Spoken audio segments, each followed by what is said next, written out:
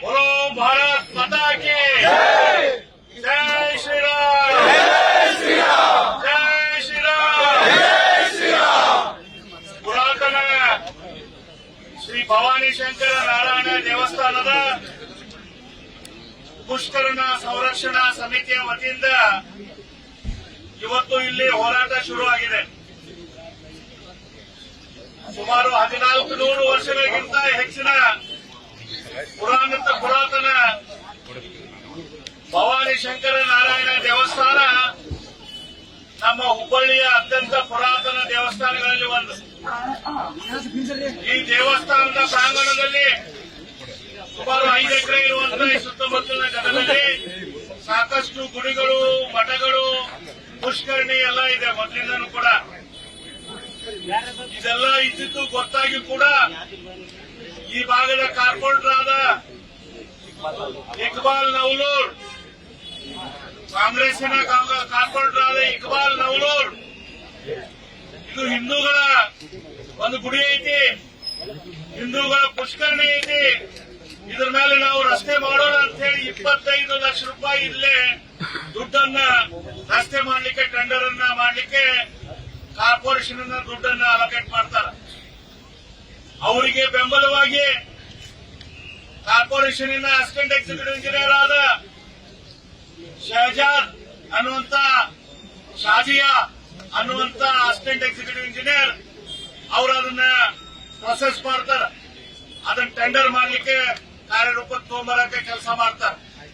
ಅದಕ್ಕೆಲ್ಲದಕ್ಕೂ ಪೂರಕವಾಗಿ ಕಾಂಗ್ರೆಸ್ ಗವರ್ಮೆಂಟಿನ ಅಣತಿಯಂತೆ ಇಲ್ಲಿ ಬಂದಿರುವಂತ ಕಮಿಷನರ್ ಅವರು ಕಾಂಗ್ರೆಸ್ಸಿನ ನಾಯಕರ ಒತ್ತಾಯಕ್ಕೆ ಮಣಿದು ಅವರು ಆ ಶಾಜಾಗ ಅನುಮತಿ ಕೊಟ್ಟಿದ್ದಾರೆ, ಆತು ಟೆಂಡರ್ ಮಾಡು ಅಂತ ಹೇಳಿ.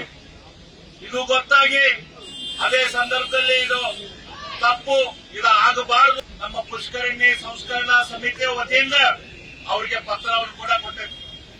ಅದಷ್ಟಲ್ಲ, ಈ ರೀತಿಯ ಕೆಲಸ ಮಾಡಿದರೆ ಕಾನೂನಿನ ತೊಂದರೆ ಆಗ್ತದೆ ಅಂತ ಪೊಲೀಸರಿಗೂ ಕೂಡ ಪತ್ರವನ್ನು ಕೊಟ್ಟಿದ್ದಾಗಿದೆ. ಆದರೂ ಕೂಡ ಈ ಸಾಬರ ಸಂಸ್ಕೃತಿಯನ್ನ ಪೂರ್ತಿ ಅಳವಡಿಸಿಕೊಂಡಿರುವಂತ ಈ ಕಾಂಗ್ರೆಸ್ ಪಾರ್ಟಿ ಇವತ್ತು ಮತ್ತೊಮ್ಮೆ ಈ ಕಾರ್ಯಕ್ಕೆ ಕೈ ಹಾಕಿದೆ.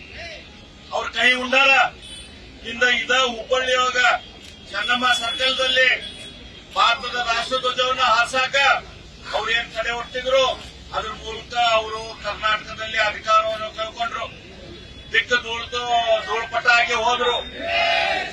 ಅಂದ್ರೂ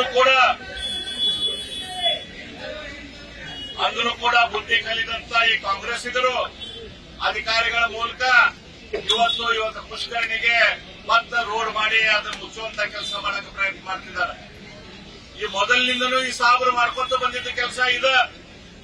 ಸನಾತನ ಧರ್ಮದ, ಹಿಂದೂ ಧರ್ಮದ ಕುರುಗಳನ್ನ ಅಳಿಸ್ಕೊಂತ ಹೋಗೋದು, ಹಿಂದೂ ಧರ್ಮದ ದೇವಸ್ಥಾನಗಳನ್ನ, ಬೌದ್ಧ ಧರ್ಮದ ದೇವಸ್ಥಾನಗಳನ್ನ, ಜೈನ ಧರ್ಮದ ದೇವಸ್ಥಾನಗಳನ್ನ ಅಳಿಸ್ಕೊಂತ ಹೋಗೋದು, ಅದರ ಮೇಲೆ ತಮ್ಮ ಬಾವುಟ ಹಚ್ಚುವಂತ ಕೆಲಸ ಅವರು ಮೊದಲಿನ ಪ್ರಯತ್ನ ಮಾಡಿದಾರ.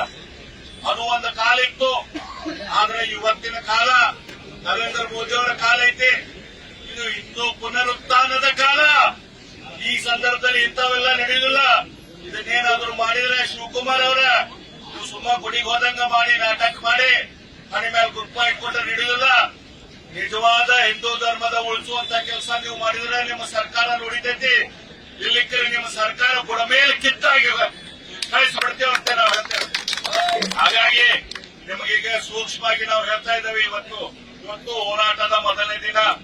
ಇವತ್ತು ನಿಮ್ಗೆ ಸೂಕ್ಷ್ಮವಾಗಿ ಹೇಳತ್ತೇವೆ, ನೀವಾಗೆ ಆ ರಸ್ತೆಯನ್ನ ತೆಗಿರಿ, ನೀವಾಗೆ ಇಲ್ಲೇ ಜನರ ಭಾವನೆಗಳನ್ನ ಕೆರಳಿಸುವಂತ ಕೆಲಸ ಮಾಡಬೇಡ್ರಿ.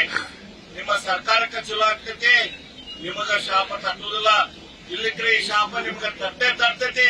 ಎಲ್ಲಿ ತನಕ ಪುಷ್ಕರಣಿಗೆ ಮೇಲೆ ಮಾಡಿದಂತ ರಸ್ತೆ ಸ್ವಚ್ಛ ಆಗುದಿಲ್ಲ, ಅಲ್ಲಿ ತನಕ ನಾವು ಸುಮ್ಮನೆ ಇರುವುದಿಲ್ಲ ಅಂತ ಹೇಳಿ ನನ್ನ